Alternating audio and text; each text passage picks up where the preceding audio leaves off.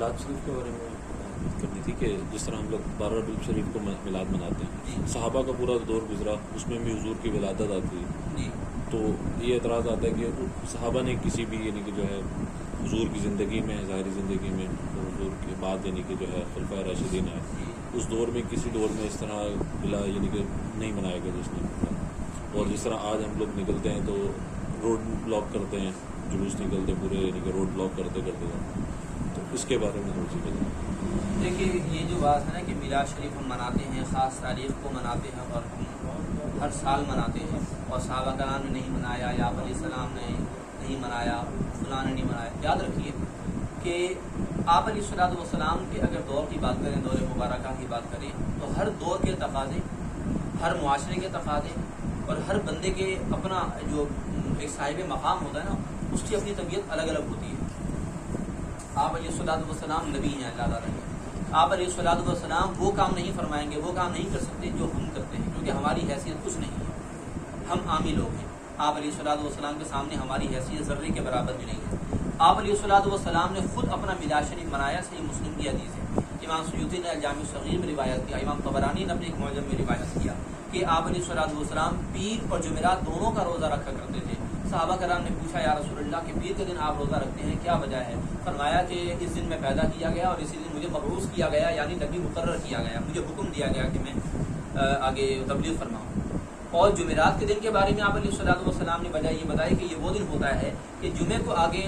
اللہ تعالیٰ کی بارگاہ میں پورے ہفتے کے اعمال پیش کیے جاتے ہیں، تو میں اس بات کو پسند کرتا ہوں کہ جب اگلے دن شروع ہو رہا ہو، کیونکہ افطاری کے وقت جمعہ کا دن شروع ہو چکا، تو آپ علیہ السلام نے فرمایا کہ میں اس بات کو پسند کرتا ہوں کہ میرے جو اعمال ہیں ان کے اختتام روزے پر اللہ تعالیٰ کی عبادت کروں۔ آپ علیہ الصلوۃ والسلام نے جو پیر کا روزہ رکھا، یہ میلاد شریف کی وجہ سے رکھا۔ خود آپ علیہ الصلوۃ والسلام نے جب یہ فرما دیا کہ اس دن میں پیدا ہوا، اس دن پیدا ہونا یہ خود ہی اتنی بڑی صراحت ہے کہ ہر صاحب ایمان ایک عام بندہ بھی سمجھ سکتا ہے کہ یہ خوشی کا اظہار ہے۔ اچھا، بہت سارے لوگ پھر اس میں یہ کہتے ہیں کہ جی عید کے دن تو روزہ نہیں رکھا جاتا، آپ علیہ السلام نے روزہ رکھا، اس کا مطلب یہ ہوا کہ جی جس سے روزہ رکھا جاتا ہے وہ عید نہیں منایا جا سکتا، لہٰذا میلاد شریف والے دن کو عید نہ منایا جائے۔ لیکن یہ بات ہمیں ضرور ذہن میں رکھنی چاہیے کہ ہر ہستی کا اپنا ایک الگ طرز عمل ہوتا ہے۔ آپ علیہ الصلوۃ والسلام کا خوشی منانے کا ایک الگ طریقہ تھا، ہم بھی وہ طریقہ اختیار کر سکتے ہیں اور اس کو عید کا نام بھی دے سکتے ہیں، یعنی روزہ منانا یہ خوشی منانے کے منافی نہیں ہے۔ ہاں یہ الگ بات ہے کہ اس کی شرعی حیثیت وہ نہیں ہے جو بڑی عید اور چھوٹی عید کی ہوتی ہے، لیکن بہرحال آپ علیہ الصلوۃ والسلام نے منایا۔ میلاد منانے کے، خوشی منانے کے مختلف طریقے ہوتے ہیں، صحابہ کرام نے منایا، بالکل منایا۔ اچھا، یہ الگ بات ہے کہ انہوں نے سالانہ اس طرح نہیں منایا، اور ہم بھی سالانہ نہیں مناتے، الحمدللہ ہمارے یہاں پورا سال محفلیں چلتی ہیں اور اس کو میلاد کا نام دیا جاتا ہے۔ خود 11ویں شریف بنیادی طور پر میلاد شریف کی محفل ہے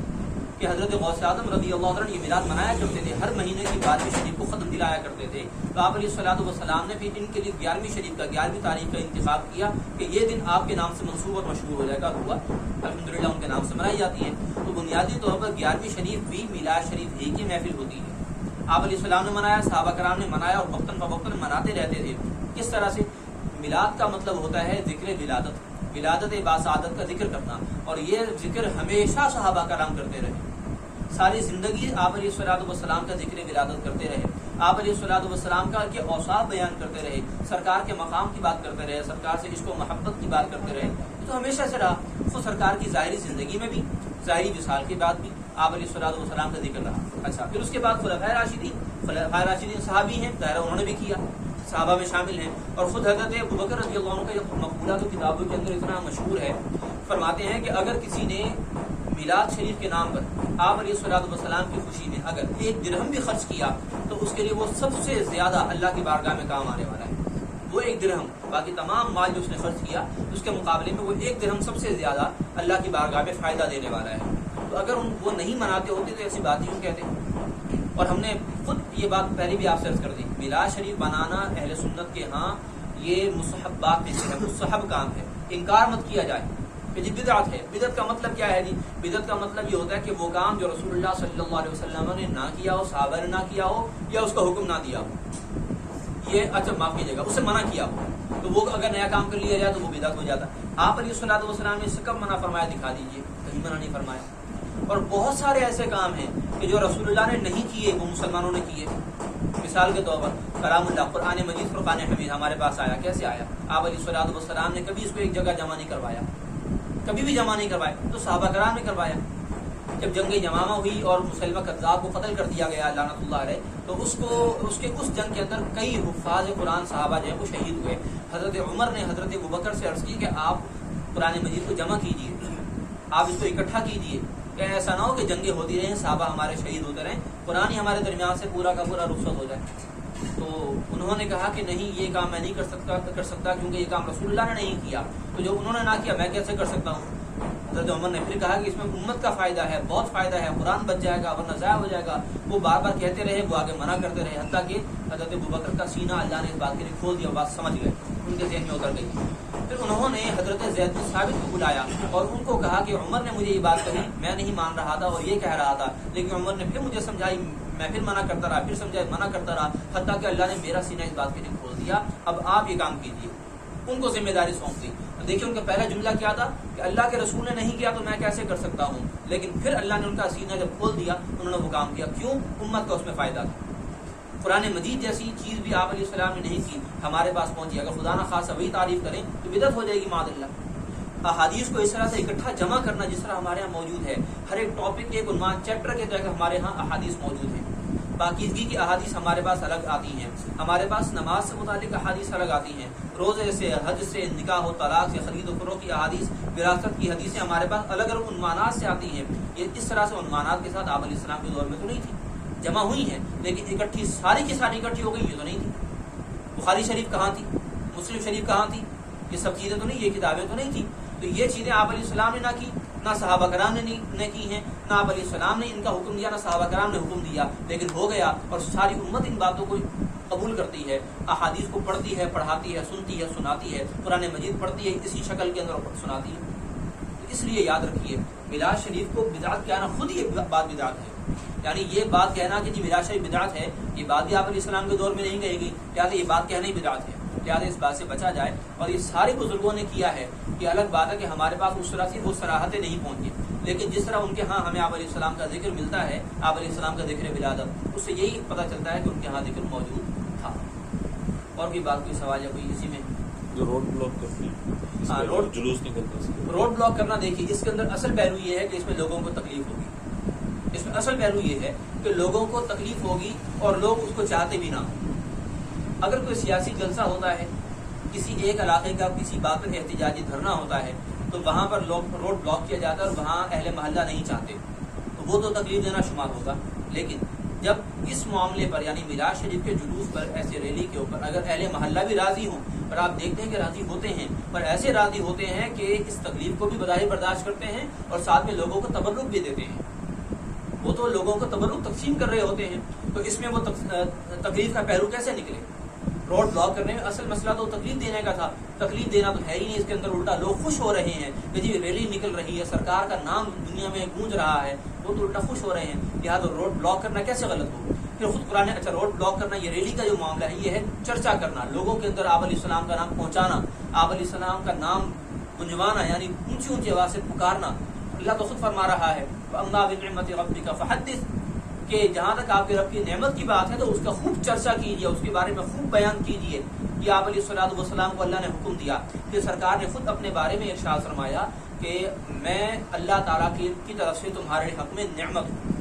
یہ آپ علیہ السلام نے خود فرمایا، بخاری شریف کے اندر حدیث ہے کہ میں تمہارے لیے اللہ تعالیٰ کی طرف سے نعمت ہوں، اور آپ علیہ السلام سے بڑی نعمت کوئی نہیں ہو سکتی، اس لیے آپ علیہ الصلوۃ والسلام کا کما حقوق چرچا کرنا ریلی کی شکل میں عام طور پر ہمارے یہاں ہو جاتا ہے۔ لہذا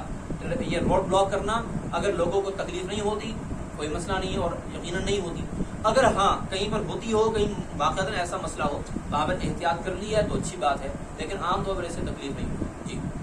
امام ابو حنیفہ کا میلاد کے بارے میں ہے، اگر ہم ان کی تقلید کرتے ہیں امام ابو حنیفہ جی تو ان کا جس طرح غوث پاک کا کہا کہ وہ 11ویں شریف ہے، تو امام ابو حنیفہ کے ہاں کچھ اس طرح میں نے وہی عرض کیا کہ امام اعظم کے ہاں ہمیں صراحت کے ساتھ یہ نہیں ملتا کہ انہوں نے واقعتاً میلاد کی محفل منائی، لیکن ان کے ہاں علیہ الصلوۃ والسلام کا تذکرہ کرنا اتنی کثرت سے ملتا ہے کہ اسے ہم یہی گمان کر سکتے ہیں کہ ان کے یہاں ملتا تھا۔ تو میں نے وہی عرض کیا کہ ہمیں یہ جو ہم فلاں کے یہاں نہیں ہوا، فلاں کے یہاں نہیں ہوا، اس کا یہ مطلب نہیں ہوتا کہ یہ کام ہو ہی نہیں سکتا، یعنی یہ کام ناجائز ہو گیا۔ بنیاد اس بات پر ہے ایسے مسائل کی کہ جس کام سے آپ علیہ السلام نے یا شریعت نے منع نہ کیا ہو وہ جائز ہوتا ہے. ترمذی شریف کی حدیث ہے. ان ایسے تمام مسائل کا ایک بڑا زبردست آپ علیہ السلام نے پہلے فرما دیا. ترمذی شریف کی حدیث آپ سب حضرات یاد رکھیے, آپ کو ہر جگہ کام آئے گی. آپ علیہ السلام نے فرمایا کہ حلال وہ کام ہے, یعنی واضح حلال وہ ہے کہ جو اللہ نے بیان کر دیا, جو واضح ہو چکا, اور حرام بھی وہ کام ہے جو اللہ نے حرام کر دیا اور واضح ہو چکا. اور ان کے علاوہ جتنے امور ہیں, یعنی جن کاموں سے منع نہیں کیا گیا یا جن کاموں کو صراحتاً وضاحت کے ساتھ حلال نہیں کیا گیا, تو وہ ایسی چیزیں ہیں ان کا حکم یہ ہے کہ ان سے اللہ نے سکوت اختیار کیا ہے. یعنی ان کا حکم بیان نہیں کیا کہ وہ حرام نہیں ہے. کسی چیز کا حکم بیان نہ کرنے کا مطلب فقہا کے یہاں یہی ہے کہ وہ چیز حرام نہیں ہوتی. ملاদ شریف سے کبھی آپ علیہ السلام نے منع نہیں کیا, کبھی صحابہ نے منع کیا, نہ کبھی ہمارے بڑے ائمہ میں سے کسی نے منع کیا. لہٰذا ملاد شریف جائز ہے کیونکہ منع نہیں کیا گیا. اور پھر یاد رکھیے کہ ہمیں جو بدعت والا مسئلہ ہے, بدعت کے اندر دیکھا جاتا ہے کہ جب تک یہ دین سے ٹکراتی نہیں ہے, جب تک اس کام کے اندر خلاف شرع کوئی کام نہ ہو, شریعت کے مخالف گناہ کا کوئی کام نہ ہو, وہ چیز بالکل جائز رہتی ہے, بلکہ وہ نیک کام کرنے سے الٹا ثواب ملتا ہے. اور ملاد شریف بھی ہوتا ہے. آپ علیہ السلام کی نعت پڑھی جاتی ہے, نعت شریف ثابت ہے. حضرت حسان بھی ثابت, حضرت خولا اور دیگر بڑے بڑے صحابہ نے, حضرت ابوبکر نے آپ علیہ الصلوۃ والسلام کی شان میں قصیدے کہے, تابعین نے کہے, بڑے بڑے علماء نے کہے, نعت شریف تو ثابت ہو گئی. قرآن مجید کی تلاوت کی جاتی ہے, اس کے لیے کسی ثبوت کی ضرورت نہیں, سب جانتے ہیں کہ پڑھا جاتا تھا. اس کے علاوہ ہم ریلی نکالتے ہیں, یہ ساری وہی چیزیں جو آپ اللہ تعالیٰ کے فرمان کہ اما بنعمت ربک فحدث کے تحت آ جاتی ہیں, کہ چرچا کرنا مقصد ہے, خلاف شریعت نہیں تو جائز ہے. تو حدیث شریف یاد رکھیے کہ جو حلال کام ہے وہ واضح ہے, جو حرام کام ہے وہ بھی واضح ہے, اور جن کے بارے میں ایسی وضاحت نہیں کی گئی تو وہ ان کاموں میں سے ہے, یعنی ان کا تعلق ان امور سے ہے کہ جن کے بارے میں ثبوت اختیار کیا گیا. اور ثبوت کے بارے میں تو یہ ایک ایسا پکا قاعدہ ہے کہ ثبوت عن الرضا, کہ ثبوت جو ہے یہ رضامندی کی علامت ہوتا ہے. یعنی اللہ تعالیٰ اس کام کو جائز فرماتا ہے, الا یہ کہ وہ کام شریعت کے کسی مسئلے سے ٹکرا جائے, شریعت کے اصول اور بنیاد سے ٹکرا جائے, پھر وہ کام ناجائز ہوتا ہے. اور کوئی بات سوال؟